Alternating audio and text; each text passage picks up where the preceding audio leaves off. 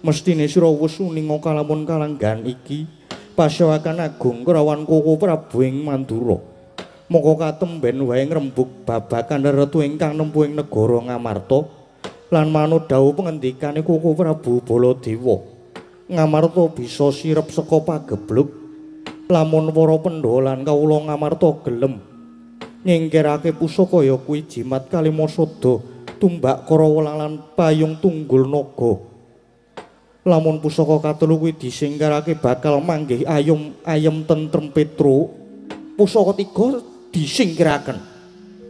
Lho, disingkiraken pripun? Disirnake. Mboten digadhekke mawon. Menawi digadhekke kula diparingi separo. Ora Petruk. Lho tegese berarti dibuang, dicali, dilebur, dilarung ngaten. Ya mengkono kuwi Petruk. Sing ngendika ngoten niku sinten? Koko Prabu Baladewa. Jane ning ngendika ngoten niku duwe pikiran mboten to? Nuwun sewu lan nyuwun pangapunten mboten kok ateges jenenge wong niku bekti utawi nyembah dhateng pusaka niku mboten. Nanging menika ngurmati dhateng para leluhur kina. Para pahlawan ingkang sampun yasa wujudipun pusaka ingkang endahipun kados makaten lha kok gledhek petele kok mung ngarep dibuang niku nalare pripun jane niku. Gek le mikir iki kepiye ngono lho. Mongko Pandhawa niku riyen le golek ya rekoso lho. Niki punapa tandha sejarah lho niki. Mongko wong iki yen lali sejarah niku sami mawon kalih lali sumber. Mongko yen lali kalih sumber bakali ketiwasan. Mula jas merah. Jangan sekali-sekali melupakan sejarah. Jas merah Petruk. Nggih, jas merah. Menawi jas kuning menika benten melih kunan. Ngaten. Nganggo wedha suci Petruk. Mongko Ngamarta niku kapitayane beda-beda. Yen namung ngangge wedha suci siji kira-kira trep napa mboten? Pripun?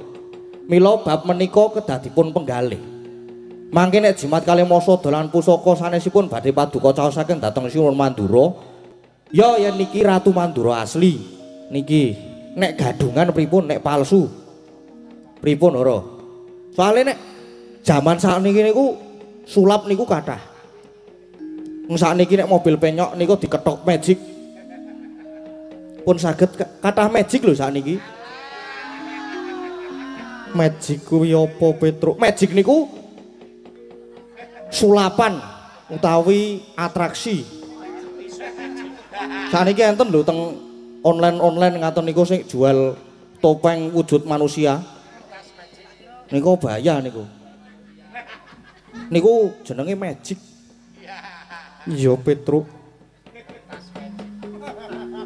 Mengke kurang bejane malah Kalimasada terus didol digadhekke kepiye jal? Pripun? Mongko riyen pun ate digadhekke to? Petruk ora ngawur, mboten guyon sithik kowe kok. Kau nek kejem-kejem ki. Niki lho anteng sing jak guyon wae anteng kok. Jenengan omong wae. Masake mas ngono. Kau ngono kowe. Mergo ngerti nek kringkiane Pandhawa niku mapan ing jimat Kalimasada niku. Ngati-ati ngatos-atos waton Prabu Puntaweswara ngastu Kalimasada Ngamarta gari ngrubuhke. Napa mboten bebayani niki mengke? Mila wonten tetembungan sedumuk bathuk senyari bumi. Gandeng jimat Kalimasada menika paugraning negari. Mulane ana wong sing arep nyirnake lah mbok dewa mudhun to wis. Lah mbok Ratu Mandura sisan nek wani garusiku nek wani arep nyirnake Kalimasada rawe-rawe rantas malang-malang putung tetep ajeng kula tabrak.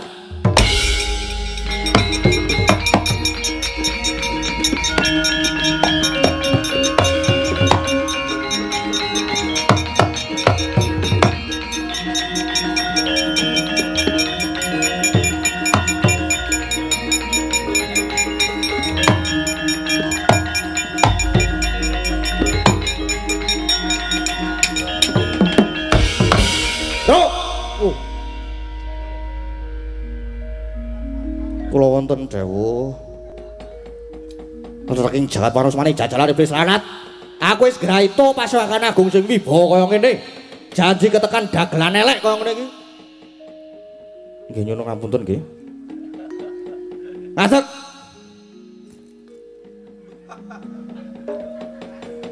Bakale mesti bubrah kabeh burahe. Menawa Petruk. Kowe nek ora ngerti tak kandhani yo. Yen para kawula ngamarta padha nyembah marang Jemat Kalimasada kuwi dadi dosa. Dosa sing ora oleh pangapura. Mangke riyen nuwun sewu. Sing nyembah kalih Kalimasada niku sinten? Sing nyembah niku sinten? Panjenengan mesti nganggep yen to wong ngamarta niku do musyrik, ngaten to? Nuwun sewu lho, nuwun sewu. Musyrik niku werdine napa? Jenengan prisa napa mboten? Musyrik niku mboten terletak dari perilaku dan bedanya, dan bendanya. Tapi terletak pada pikiran orang itu sendiri. Tegese musyrik lan mboten niku sing iso ngarani ya sing nglakoni. Wong liya nyawang mboten saged biji. Ning nyatane kabeh wong do ngaji-aji Kalimasada. Nyatane kaya ngono kuwi, anane ngaji-aji niku merga paugraning negara. Aku tetep sabar lho niki. Kula tetep sabar lho niki. Yasane para leluhur lan para pahlawan. Lah kowe bapakmu Petruk Semar gone ngreka-reka nglumpukke wong pirang-pirang bakal darbe sedya bangun kayangan kuwi karepe piye? Karepe kepiye? Apa Semar ki ora noleh karo githoke ing atase wong kere batur dibal 17 kok arep bangun kayangan kuwi padha karo cebol gayuh. Gayuh. Ah lali to. Lali. Mula nganu kula sinuwun atus-atus lho niki mengke nek gadungan barang mengke nek palsu nek magic iki kados nganu kedah taliti surtiti ngati-ati duga prayoga digawa ampun aja kaya bocah cilik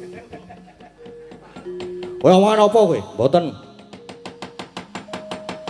kuwi Semar ki mung wong kere tak andani Semar ki wong kere wae dipangan angel parandene arep bangun kayangan ki Semar kuwi duwe pikiran apa ora?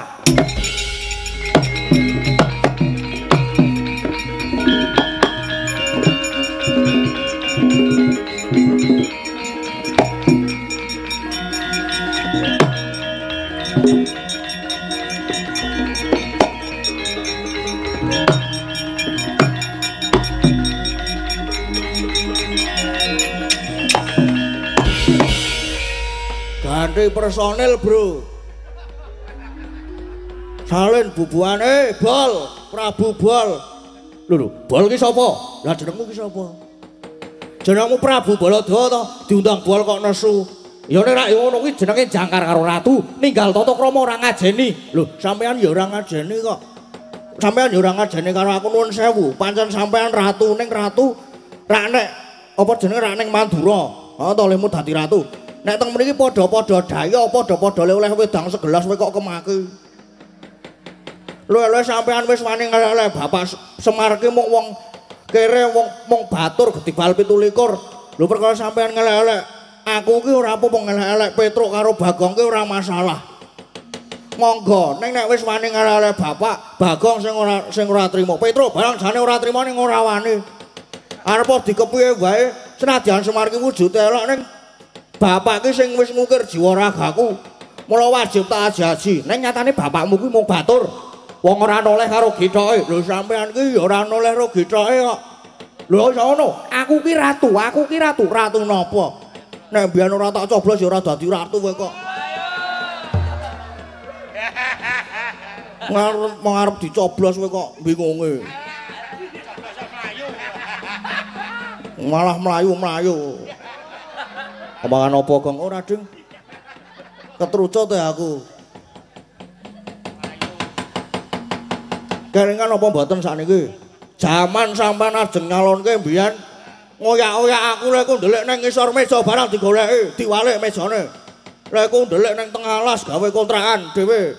Lek bangun dirubuhke. Sesuk coblosen aku Gong ngono kuwi. Kaya ngono kuwi, wis cekak gak pakai rasa kakean grom sing tanpa guna. Ora patut ing atas sing ana ing Pasewakan Agung kok nganti darta kaya ngene. Lan persajan wae anane Semar arep bangun kayangan iki, aku sing ora trima. Semar ki mung derajat apa mung arep bangun kayangan. Mula nek Petro ora trima Semar tak elek-elek. Saiki nganggo cara sing merwira. Lho, lah kersane pripun kersane? Ayo, matu njaba, golek papan sing jebat. Oh, lah ngejakrut ayo, tak ladeni bol. Matu njaba. Ya, matu njaba. Matu njaba. Harus mani jajalan kan bae iblis larat.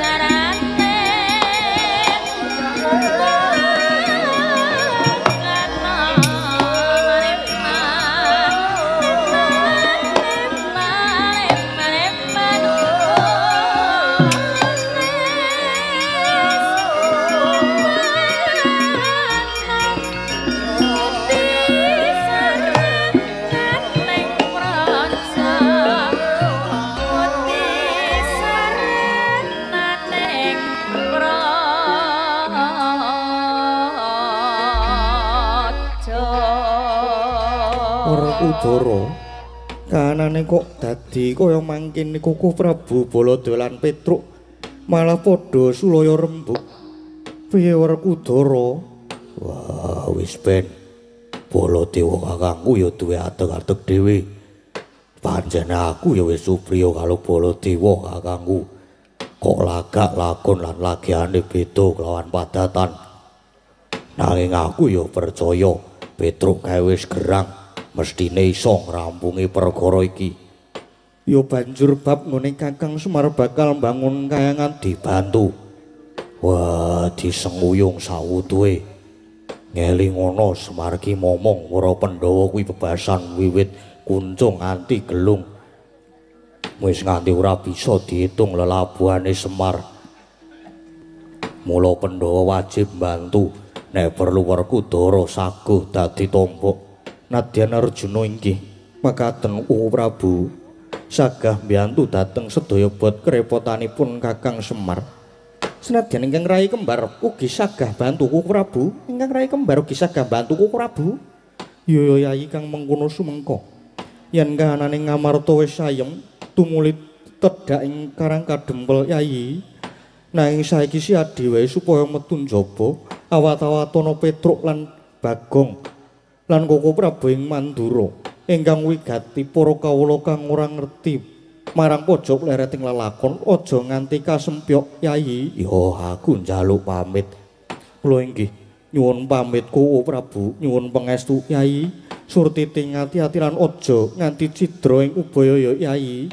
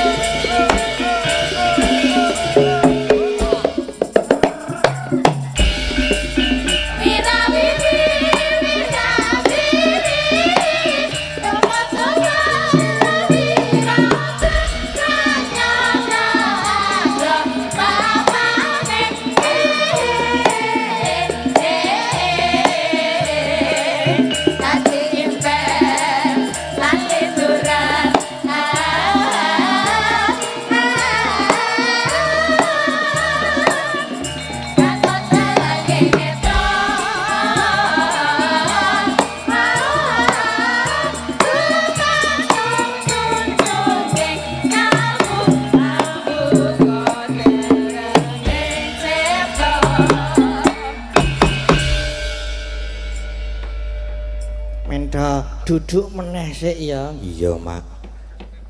Alon-alon alhamdulillah wis limbukan. Mau ning apa jenenge? Pasewakan gayeng banget do. Bengok-bengok kabeh. Iya. Ya puji syukur kunjuk ngersane Gusti ingkang Maha Kuwasa. Dene adewe bengi iki kepareng sowan. Sowan ana ngendi? Iki sowan ana duh ora nduwe arti kertase aku. Sekne apa jenenge? Aduh arep omongan apa sowan ana ing Kebon Agung. Kebon Agung. Iya. Tridadi Sleman. Mak. Iki omong 2 menit saka omah. 2 menit saka omah. 2 menit saka omah nek numpak pesawat. Iya. Banjur iki acarane iki apa? Wayangan, Nduk. Ora tegese iki acarane iki kok digelarke panggung gelarke gamelan wayang. Iki merti dusun. Heeh. Merti dusun. Dusun Kebon Agung kene. Iya. Jan gayeng tenan rame yo, Mak. Rame, heeh. Terus iki ya perangkat ingkang biyantu, Perangkat sing mbantu, Mak. heeh, ana Pak Bupati, Pak Wakil Bupati. Terus ana iki lek waduh aku ki nek maca kepiye ora ketok iki kene wae. Lan Pak Penewu terus Bu Lurah Tridadi Sleman terus karo beberapa anggota dewan dan Pak Kepala Dukuh dan semua warga Kebon Agung. Nah, terus iki langsung ana tulisan dan tolong pembuka limbukan turi-turi putih. Oh iya mengko. Sapa sing anu? Mbak Tatin ya mengko, heeh. Terus karo iki dan segenap panitia apa iki tulisannya kepiye ya iki ya? Panitia Mas kok iki kepiye Mas iki Mas? Tolong Mas. Karang ya aku ki SD ora lulus langsung mlumpat SMP. Apa lah kandhani kok. Padha wae jebul padha ora lulus kabeh. Oh ketua, ketua panitia Pak Suradi. Oh iya. Terus apa meneh, Nduk? Isi apa jenenge? Yo ora ketang sedidik, ora ketang sekelimah rong kelimah. Apa? Yo ndonga-ndonga, Mak. Iya kuwi ora ketang sekelimah ora waton kaya ngono ki ndonga ki ya sing akeh no kok sak kelimah rong kelimah. Kowe kira tau ndonga ya kowe? Iya arang, Mak. Ya muga-muga sak rampunge sak tancep kayon ini apa jenenge wayangan bengi iki muga-muga warga ing ngendi kene iki mau Kebon Agung pinaringan sehat, pinaringan panjang umur, panjang yuswa, Padha wae. Terus pinaringan ayem tentrem, terus karo pinaringan rejeki ingkang kathah supados taun ngajeng saged nanggap melih. Amin. Iya, Mak. Iya, Mak. Iya, Nduk, Nok. Kaya ngono kuwi mau. Iya, banjur iki mau aku ya entuk apa jenenge? Welingan. Sapa sing wis meling kuwi, Nok? Sanggiwang menang, Mak. Wah, ngono. Mburiku kok sanggiwang menang. Kapiken, Nok. Terus sapa? Iki ya mung cantrik-cantrik kae lho. Iya. Wis cantrik to saru banget. Iya ora apa-apa. Kepiye mau, Mas? Pak. Pak Wakil Bupati katuran minggah panggung. Mboten apa jenenge? Nggih caos pangandikan kagem kula nggih mboten kagem kula Ding. Kagem para warga Kebon Agung mriki nggih. Monggo kanca-kanca nyuwun sepote supados. Monggo Pak Wakil Bupati.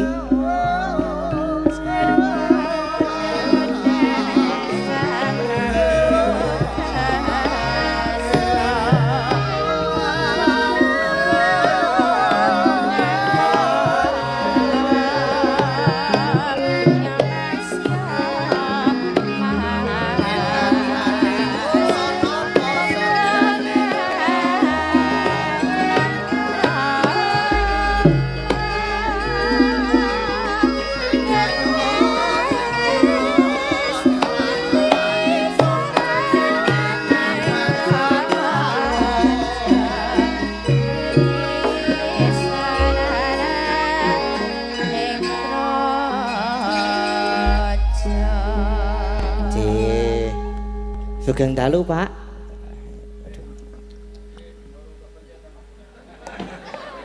Anu niku. Wah, mik dicekel napa sindene anget. Iki mulai nyekel ngene-ngene iki. Anget tenan iki nganti kula lali nyetetke. Nggih sugeng dalu. Nggih sugeng dalu, Pak. Wah, Pak. ngapunten. Terus pundi kula didhawuhi napa niki? Nganu pripun Nggih, ora caos. nganu. Paring pangandikan. Oh nggih, pun. Para warga ing Kebon Agung mriki, Pak. Aduh, nggih matur nuwun medalipun Nggih. Ki Gading. Niki kula. Wah, nggih. Oh nggih, mboten napa-napa. Nggih menapa Om Kiswan nggih mboten Izin kalih dalange mungkin ndak digarapi kan. Mboten saudara. Matur nuwun medalipun. Bismillahirrahmanirrahim. Assalamualaikum warahmatullahi wabarakatuh. Waalaikumsalam warahmatullahi wabarakatuh. Sugeng dalu, salam sejahtera kagem kita sedaya. Salam sehat kagem sedaya Bapak Ibu ingkang rawuh wonten ing dalu menika.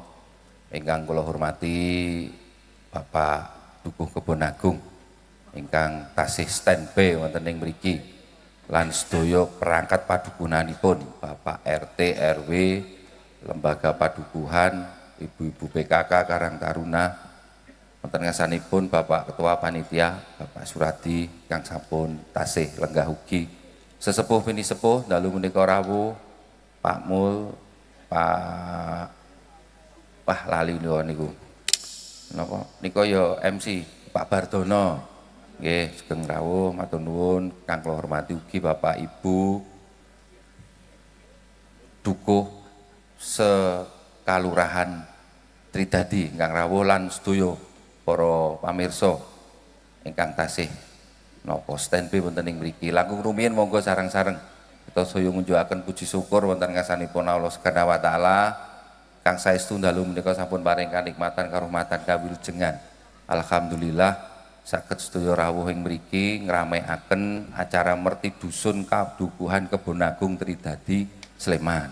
Matur nuwun sing dalu ugi kagem Ki Gading ingkang sabun paring hiburan paring ngramekaken adicara menika. Kula jane arep sambutan ning isor Bu Ki.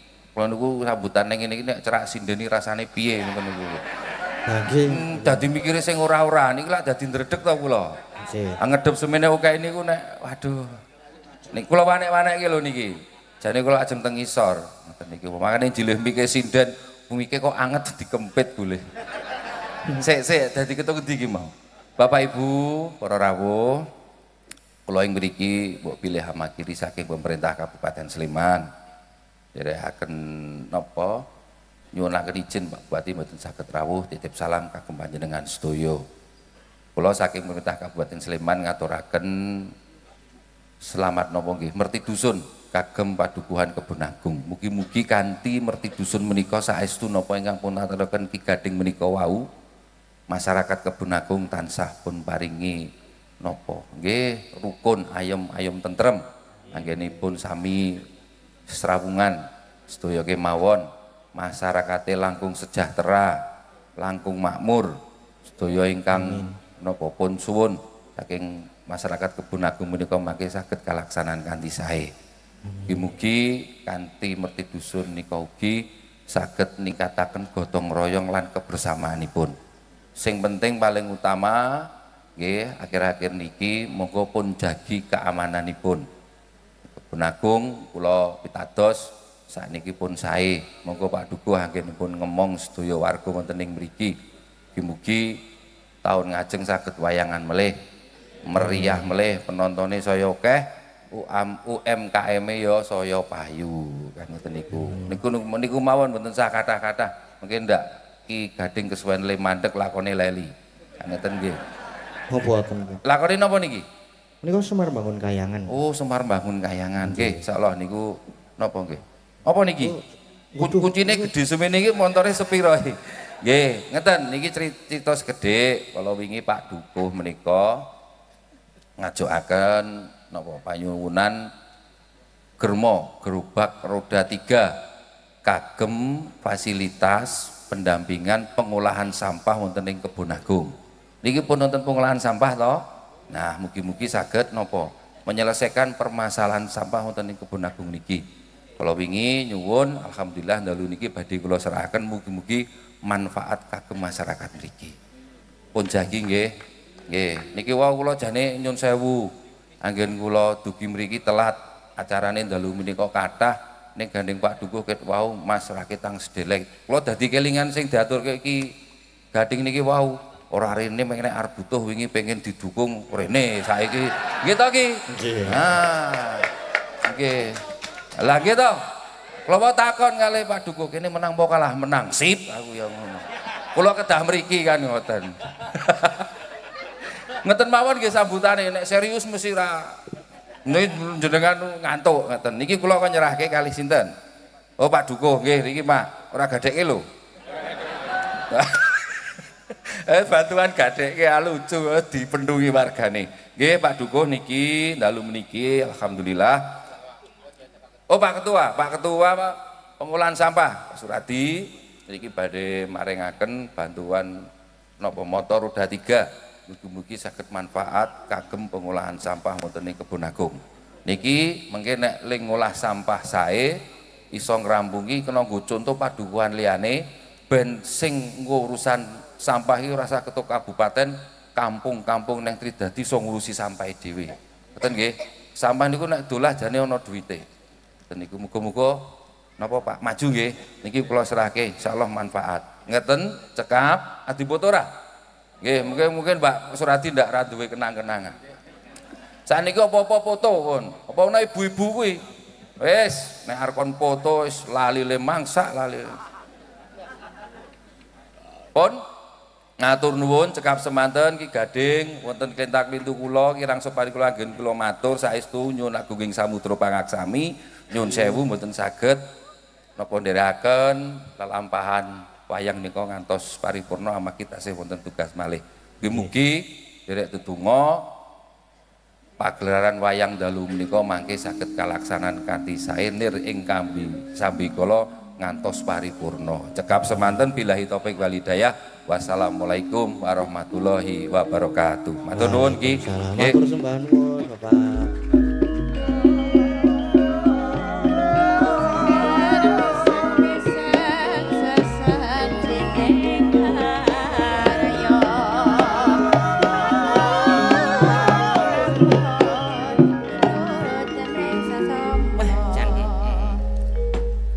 Iki ya ning kene iki iso ana sampah, Nduk.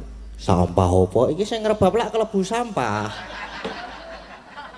Kuwi membandel tur sampah masyarakat dadi mengko tak titipne sisan melu dibuang.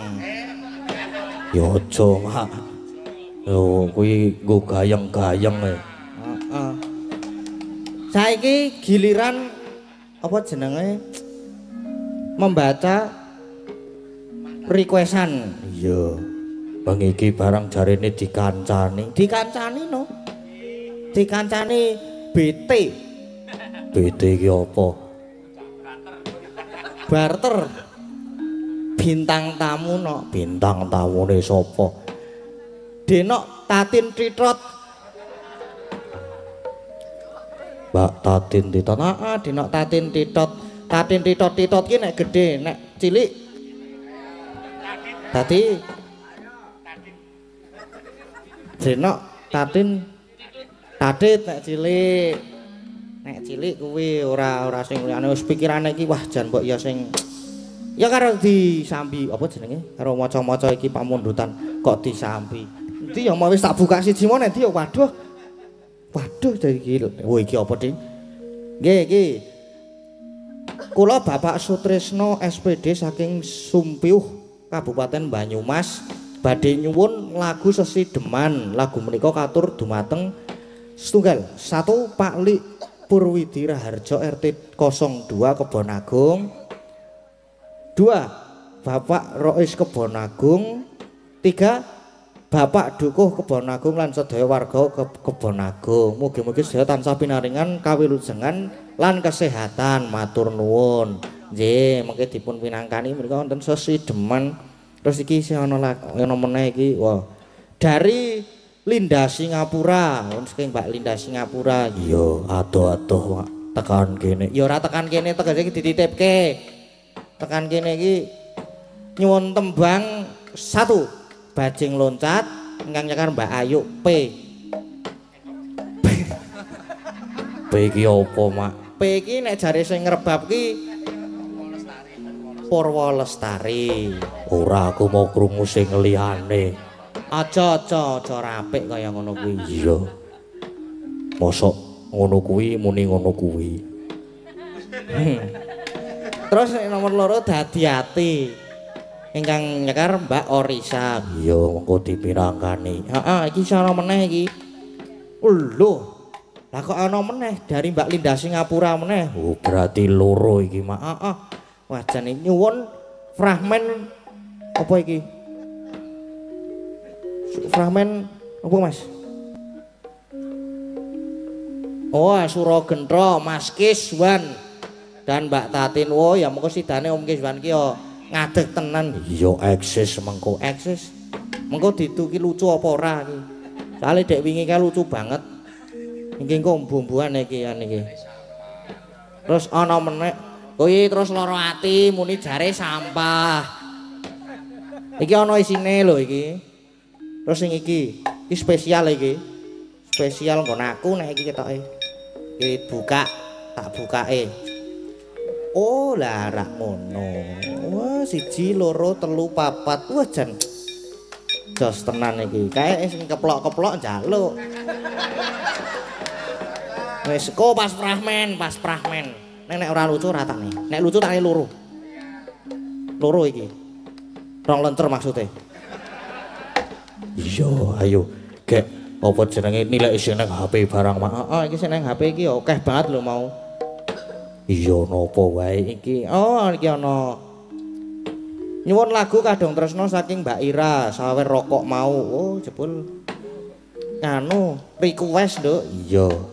Terus ana apa meneh? Iki isih ana saking kula Pak Wahyu nyuwun Caping Gunung. Oh nggih, Caping Gunung mangke dipun minangkani. Nyawer ora, Mak. Ya ada deh nek kuwi deh. Gampang mengko. Ada deh pokoke kae karo ngaturi Mbak Tatin jumeneng ben dienggo kanca awak dhewe. Iya, Mak, mengko ndak selak kentekan bahan. Bahan apa, Nduk? Ya bahan dagelan apa bahan apa? Apa bahan bangunan? Ya ora, ayo monggo Mbak Tatin ngaturan jumeneng kanca-kanca sepote kanca-kanca.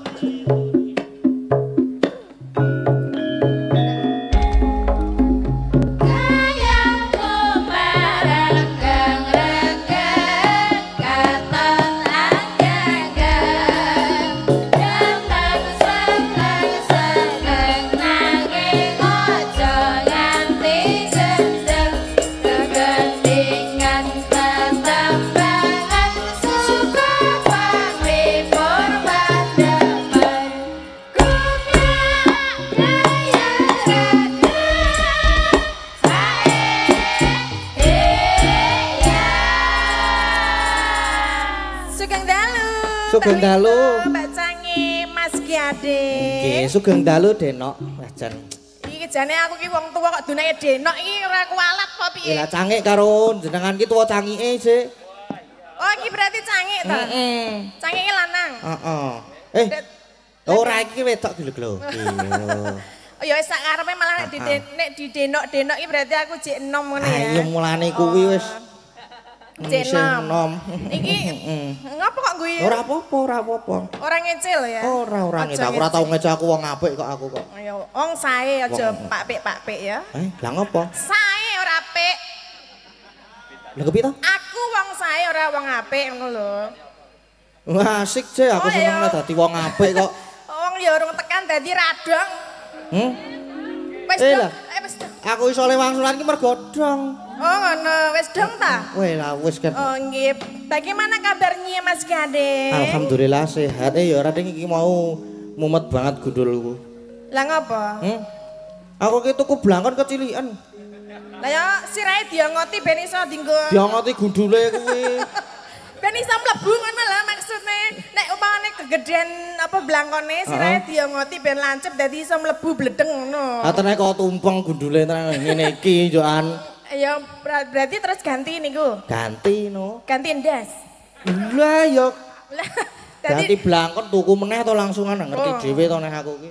lah iya. Barang ya. Karang cah cukup kok iki. Enggak, ora ninggal kathok aku mau. Kathok endi? Kathok sing tak nggo iki aku ora kathokan saiki. Loh, masa nganggo kathok? Lah ora percaya. Ya ora no, aku tak Iya. tilakane Mas. Delok Mas. Wis mengko ning mburi panggung gampang. Aja ning kene iki ora apik pan-papan. Empan papan. Lha yo nek kok Oh saiki wis mani, wis mani buka-bukaan kathok bareng saiki. Lah ya. Nek salin ki yo ganti kathok barang terus ganti. Kok malam hari ini tidak kathokan berarti ISIS no? Wah, jan. Isis aku rada wedi mono kewan-kewan ngrambat rene iki nek dadi Goleki kancane ya. ya ora nek goleki kancane iki yo Lah apa? dulure. Sedulure iki Mas Gading Nggih. menika nderek sewan wonten Kebon Agung. Kebon Agung Tridadi Sleman. Nggih, menika nderek remen, nderek Mangayu Bagyo, Nggih. menika merti dusun. Merti Mas. dusun, Jan. Nggih, menika kedaden saking Patang RT nggih. Patang RT. Oh, iki Patang RT. Wong urunan wong Patang RT iso wayangan kaya ngene lho, Mas. Luar biasa. Hebat tepuk tenan tangan luar dulu, biasa, Kebon Agung, tenan Jan. luar biasa iki. Jenengan ra ngira ra nganu babar blas to, Mas. Wow, Patang RT kok brablabras. Kok iso dadi ngundang. Jan orang kira brablabras. Babar blas. Babar blas. Nah, Heeh. dalange Ki Gading sindene saka warga Laras niki anu wiyagane nggih warga Laras saka Patang RT luar biasa. Bintang tamune sapa? Bintang tamune Tatin sing gedhe. Titot to lho. Lah iya Apa Titin. nek tatin sing cilik berarti Apa jajal meni ya? Sapa sing meni titit mau? kowe lah malah dicethake. Lah krungu kok ya. Ya ora apa-apa, heeh. Oh ya, sajake ketoke duwe iki kok ora muni dhewe. Nek iki Mas Gading wani ora muni, Mas? Ora aku, ora. Ora, berarti ra duwe, Mas. Ra duwe apa? Ra duwe kuwi. Lho ngece. Ngepiye? Lah ora meng anu Ora meng kuwi mau luwih gede. Apa? Ora arep tak teruske, ora apik kaya ngono kuwi. Ya ora apa-apa ngene kala-kala saru kaya bapakmu ya ora apa-apa ngono lho. Dadine nek karo aku iki ya dasdes-dasdes ngono ora apa-apa. Oh, kon dasdes-dasdes. Iya maksudnya ya nek Iya, mengko nek kon dasdes-dasdes wae oke nek aku kok. iya.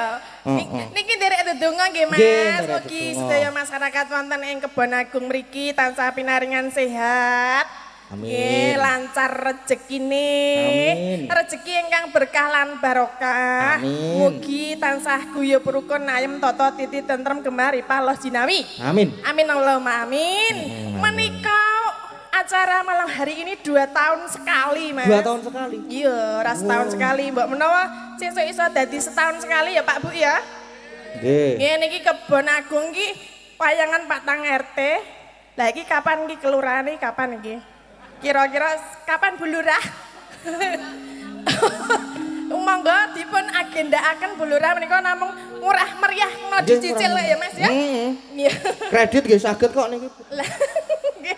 Mbak Bileng nggih kapan ewon nggih Kapan ewon, nggih. saged tiru-tiru karo Kebon Agung kene sing Patang RT iso wayangan mosok sing kelurahan kecamatan kok ra iso rak ya bangeten ya.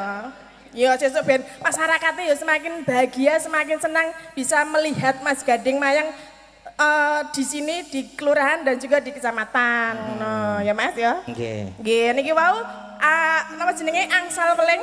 Nggih angsal Nek boleh. Pak Dukuh kapureh minggah panggung. Oh, nggih ngaten. Si menika Mbak bilih Pak Dukuh iki meng apa jenenge wingi iki Patang RT iki do mangkat kabeh kok Pak Dukuh ora mangkat iki nggur weling tok iki ra.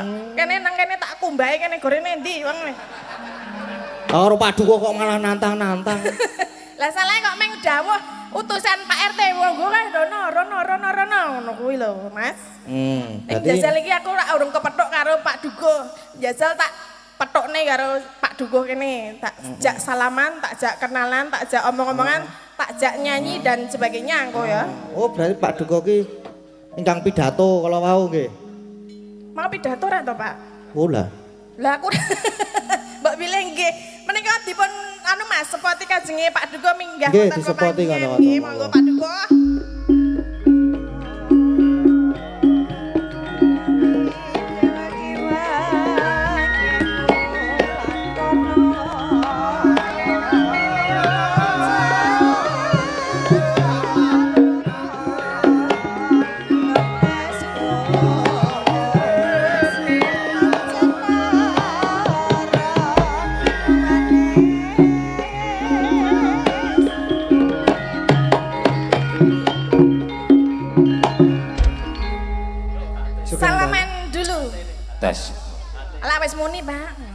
Salaman namine sinten, Pak?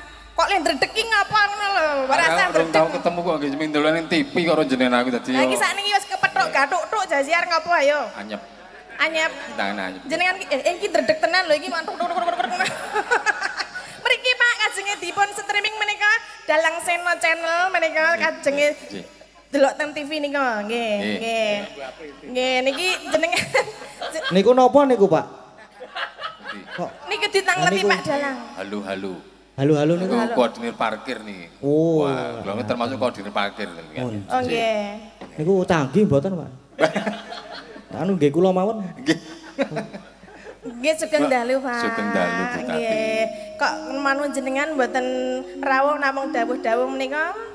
Kula sampun nate tindak mriko jaman ngaturi Pak Seno riyin. Lah apabila sing niki kula utusan Pak RT, Pak RT kedahipun sowan panjenengan kalian Mas Gading. Oh ngeten, Nggih, jenengan kedahipun mboten. gentosan. Oh gentosan. Nggih. Sik taun niku sik taun kapan pun tau anu kedadian napa mboten? Pak Senone maksudnya. Nembe pesen nembe nganu pun pesen tanggal pun DP Pak Prasida. Seno nika. Sedo. Nggih, Oh, nah niki sakniki malah Lah anu. alhamdulillah dalu ini saged kelampah niki warga Bonagung remen sanget niki. Oh nggih. Ning krungu-krungu jare arep prasida, Pak. Sing jare sinten niku? Mbok krungu-krungu jarene arep prasida le arep ngedilke nganti anu lagi arep hari H nganti do iki kepiye le do urunan kok ora gek ndang-ndang ngono. Ya ampun ngono mirang-mirangke warga to. Ora lho maksudnya niku kabare tenan apa mboten kula tanglet. Pripun Pak RT? Piye? Lho kabare pripun, Pak? Niku hoak napa? Nggih, hoak mboten, Boten. Dadi tetep niki tetep kudu Mas Gading. tetep sing kudu dalang. Mas Gading, Nggih. nggih. Terus bintang tamune Bu Tatin titit editot. Nggih. Lah kok wah. Klentu Mas Gading, klentu kula, klentu. Iki mboten menapa. Mboten napa-napa, Pak. Kula ngertos nek jenengan duwe. Dadi niki rasah Mboten apa. rasah diumumke ngono lho. nggih. Niki niki berarti alhamdulillah kelampahan Nggih. dalu menika Nggih. saged wayangan Mas Gading. Nggih. Enten nggih, Pak. Nggih. Panjenengan kula aturi napa nggih? Jenenge Gandrung. Oh, malah arep gandrung iki ya. Jan Waduh, Mbak. manut nek gandrung sak yuta, Pak. Nek saged dikredit apa Mas Gading mong ngeten kok. Saged Ya, Pak, ora saged iso. sampil. Nek Mas Gading iso Apa? dikredit nek aku ya ora. Kok tiwas aku gedemuk ora bayar ya tak tuthuk. Waduh. Nek Bon jenenge- sidon demak mah lha. Nggih, Mbak Bilih menika wonten atur napa rumiyin kagem masyarakat. Ya ingkang bahkan kula matur nuwun sanget dhateng Mas Gading sak kanca sedaya sampun kesorawuh mriki nggih ra ketang yo diwangi megap pindu. Megap Pindu. Pindu. Wah. Megap-megap niku. Ah nggih, ning Nggih. alhamdulillah saged kaleksanan warga masyarakat saged ndugaaken Mas Gading wonten Nggih. mriki nak kalian panjenengan. Alhamdulillah, Nggih. Pak. Kamera nyuwun Nggih. dipun hibur ngantos mangke satuteke panjenengan sedaya nggih. Nggih. Mboten sak tekan esuk Jam pinten, Pak? jam sekawan nggih oleh wonten mriki. Ora Lha kepiye lagi? ora tekan esuk, tekan jam 4. Jam 4 iki wae subuhan. wis Ah esuk. sing nggih. Niki kok sesuk meneh nek anu kula dikeki kanca Pak ora ming dhewe ngono lho, Pak. Lah wingi perjanjiane ngoten kok. Jenengan ki kan golek kanca dhewe. Lho maksudnya Jenengan kan golek kanca dhewe njawuk sinten ngoten anu. ora ono kok danane we mepet kok kon ngejak kanca. Alah nek ora mepet yo ora trimo jenengan ora pepet itu. Kok Pak padake aku kan ngejak kanca. Mbak entene sementen jenengan mbuh arep kancane sapa? Lah ya aku sing KO. Kula lagi blak kutang cetha welo-welo. Kotange sapa? Kotange sapa? Dipeme tangga kula wae. Lucu lho iki. Malah lucu lho niki, Pak. Niki Ya, Pak ampun, ngoten, Pak. kancane kula jenengan mawon nggih, mengke tak kei ra kitung selawe ya. Alhamdulillah. Kok malah dadi hah? Pinten? Selawe. Masyaallah. Ah kok Selawe niku nggo nguyuh wis bola-bali lho, Pak. ayo ya wong sekali masuk 2000. Lah nggih Ya, jenengan kertas. Jangan ngersake napa? Maksudnya Niku enten WC. Enten niku. maksudnya kula ngersake napa? Sekali masuk 2000. Ini nek nemu dicawiki mboten bayar. Lho, gak iso. Ah nggih ten WC ning balik cabe niku wonten niku. Ngersake, kula ngersake. derek nggih. Jenengan nek sing ngeterke kula pipis. Nggih kula ngundang Pak RT mangke sing anu. Lah kok dadi wong pirang-pirang sing arep ngeterke? Ah kula mboten wani kok kula. Utusan. Ji. Menika ajeng nembang napa Cido Gandrung apa arep piye? Wah mboten mawon kula gantung tak digeguyu mangke kula tekan omah ditapuk parut. Nggih. Ora apa-apa gur parut kok. Ah nggih bundas sing Gur parut kok. sisian kula niku medeni wong. Nggih, warga pemirsa sedaya niku. Lah kok jenengan wani munggah rene karo aku? Ah resmi enten dipanggil wae resmi. Oh, resmi dipanggil. Ah, nggih. Nek ora dipanggil wedi. Mboten wantun kula. Oh, ngono berarti suami takut istri. Ampun seru-seru. Ampun seru-seru nek Pak, preso niku. tak kandhani, nek wis wani munggah panggung iki rasah mikir sing nang omah. Ho apa ora? Bebas wae. Ayo. Wah. Mboten wani kula bebas. Pak. Tenang, mboten wani. Pun teng panggung niku mboten napa-napa, Pak. Mboten nggih. Nggih. Kados Mas Menawi Gading niku. sampun teng panggung menika mboten napa-napa. Totalitas. Nggih, kula wau dados Gading Pamungkas nggih mboten napa-napa kok, Pak. Gading bau iki. Pun dilajeng nggih kula anu. Loh, kebacut ampun, munggah Pak. kok ora ngapa-ngapa. Nggih. Nembang. Nggih napa-napa ninggal hati niku nggih mboten napa-napa. Nembang nggih. Nembang napa? Nggih, sing kira-kira kula mboten iso napa. Ora ngoten nek kula niku napa iso kula niku. Ayo contone apa, Ndajali? Apa kok malah ngematke wae lho? Ah pengen nyawang kesempatan oke. Ati pamit dolan ning YouTube. Ngematke ora Ati iso kedep. langsung kok. Nggih Mas Gading nggih. Nggih, leres niku, Nyuwun Pak. ampun ta Mas Gading niku. Rada ndlodok kula niku. Usah kula nggih kancane niki, kancane niki sing sakniki ten jero. Kancane suprek kula niku niku. Aku mah ra kenal iki sapa. Ah iya suprek meguwa ora kenal ra. Ora kenal iki sapa to, Mas? Gitu. Nggih, jenengan kok dicekeli terus iki ngapa to, Pak? Nggih, Pak, ampun Jenenge dicekeli. iki mbok wis bebas ngono lho. Kok mau bola-bali kok meng Niki nedahke wong Yogya Simbon Agung sopan. sopan. Oh. Dan- Lah ning niki nganu sesuk meneh tak wirokke iki kualik iki. Ah karang paling aku karo nesu waduh Oh, ngono. daerah. Sesuk tak Nggih ngono. padu mergo arep munggah karo aku. Wah niku. Oh, dadi kesusu nganti Dadi kualik kuali barang ku ora jeneng kiwa kerasa. jeneng tengen. Mula kula tutupi kita ndak ketok. Oh, ngono. Oh. Ning kula kathokan mboten koyo Mas Gading ora kathokan. Kathokan nggih, Pak, kula malu. Oh, gitu. Mboten, Ding. Katokan ta? Nggih. Delok jajal katoke. Memanismu tanku. Kok sik, hei. Apa ya? Ora sida kok wis iki lho.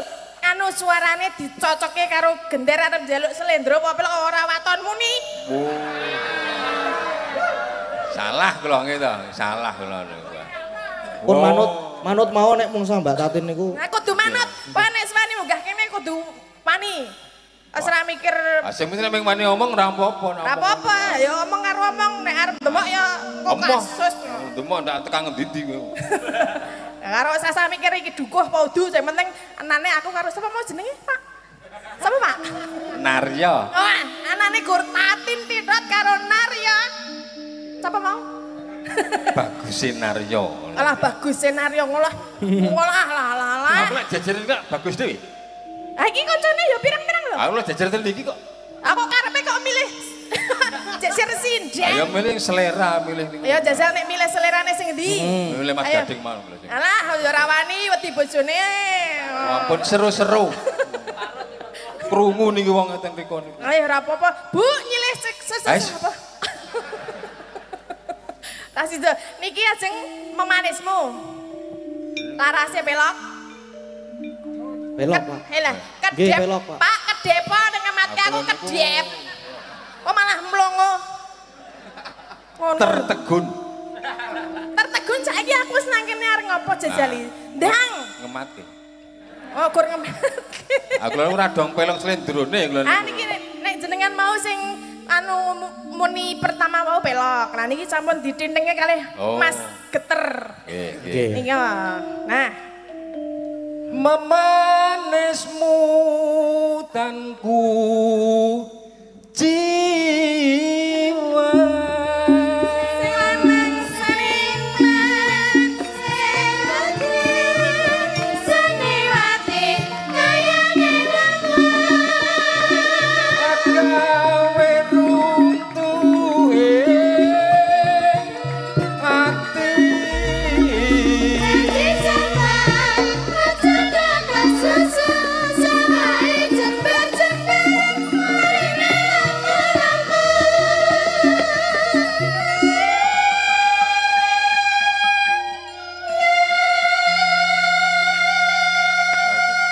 Tak cekel kene, Pak. Wah ampun, kula ki ngeling-eling bar iki terus apa ta lali kula iki. Nyekel karo aku ngene kok matke dhuwur ngene iki ra ya. Ha nek nang mburi dikira nginthuk nang mburi. Ayo nang mbok ngene wae bebas, rasah diwak-wak ngono lho. Bebas. Bebas. Tangane ngene. Angatan niku terus mang sampluk mawon. Wah, ngaten terus ngaten iki. Saene niku Pak Heding nggih, saene niku. Wani, nyampluk aku wani. Ayo. Mboten. Campluk plek ngono genten tak plek genti. Kandhake Pak Tulus aku ra wani aku. Lah kok jenengan tak andake bojomu ya ayo. Ora sak kadang-kadang. Terus pripun niki wau terus pripun Mas Gading? Wah kula nggih mboten ngertos. Kula ya ora apal. Ora apal.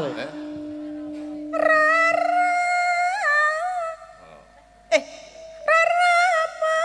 Ya ngono kuwi malah ngacung-ngacung. Mas lali pon mandek iki mon kula tak medun.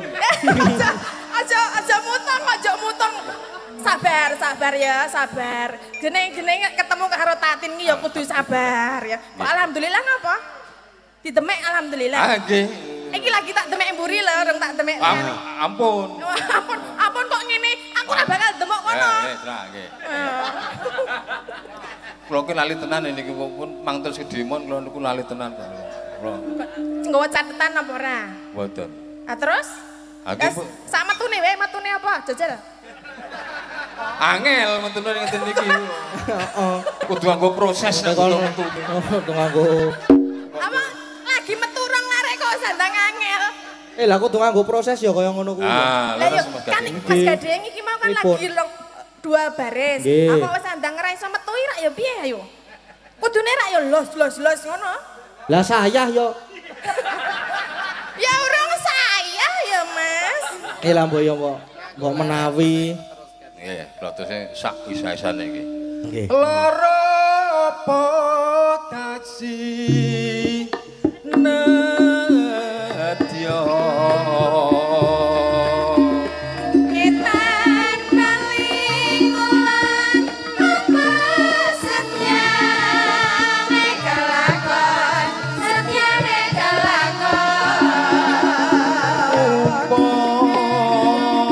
Momunduta Romi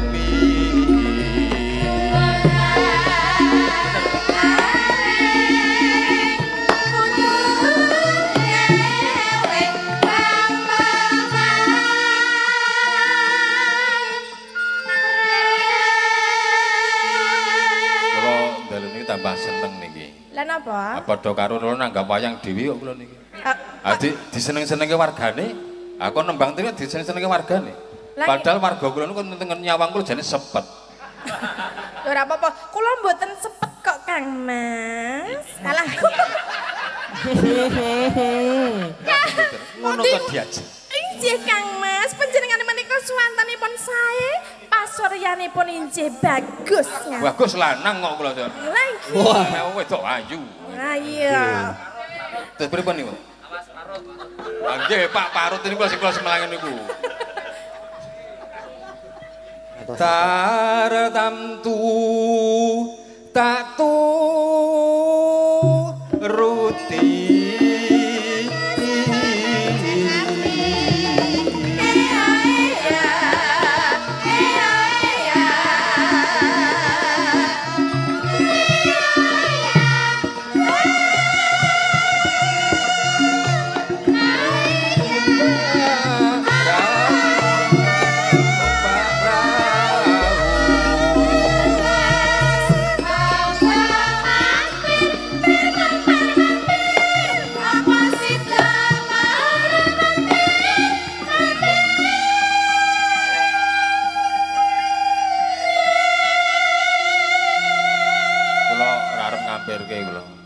ora arep ngamperke nang omah kula. Lah ngopo? Lah ngamperke ora nang omahe dhewe nggih Pak nggih. Maksudnya diamperke nanti nek ra nang omahe ayo. Nang restoran ngoten niku. Atus pripun niku? Lek gong lek leren kula. Wes aku tetep nang kene iki arep rampung kok. Jenengan arep kula mangke teng omah niki. Nggih. Ah nggih kok ora turu jero turu latar kula.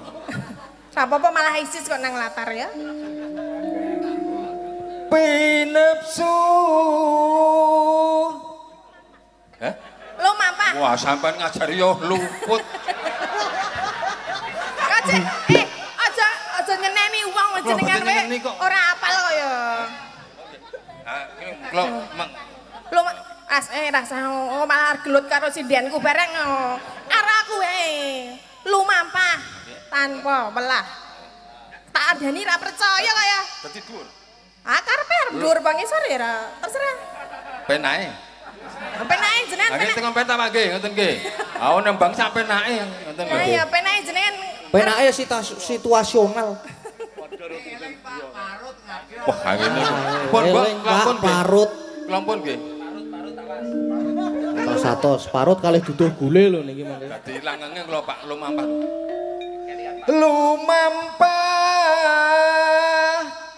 tanpa welah. Tanpa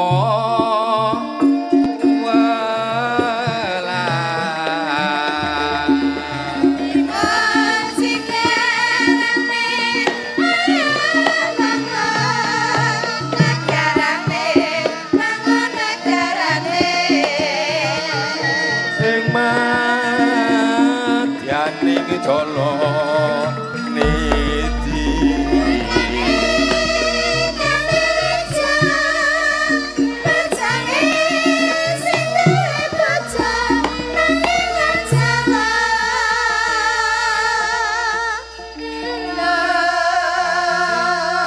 terakhir.